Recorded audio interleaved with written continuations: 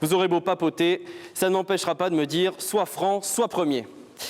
Le ton est donné. Kevin, 22 ans, tente pour la deuxième fois de se qualifier pour la finale du concours d'éloquence à Paris. Sujet du jour, faut-il casser les codes?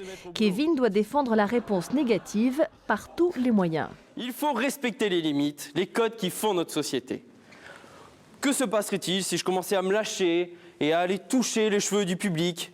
Imaginez un peu, ce serait complètement hallucinant, non? Surtout si ce sont des filles.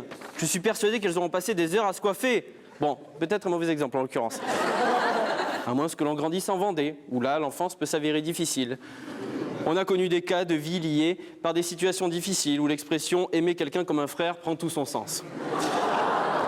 Face à lui, Pierre, son meilleur ami, lui doit démontrer que oui, il faut casser les codes. Tout est bon pour séduire les jurés, composés de magistrats et d'avocats très attentifs à ses propos. Mais affranchissez-vous de toute convention sociale pour poser vos burnes grasses sur le visage juvénile de notre société ingrate. Casser les codes, c'est quoi? Pour un enfant, c'est dire à sa maman d'aller se faire foutre quand elle lui demande de baisser le son de sa Xbox.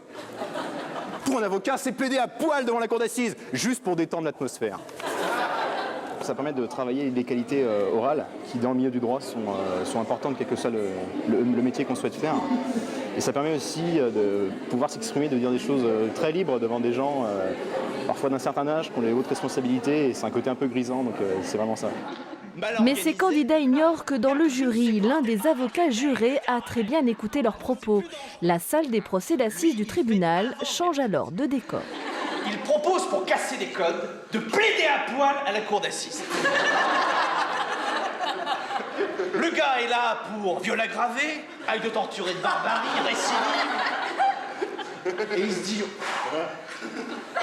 le dossier est tellement mauvais qu'il faut que je trouve un truc.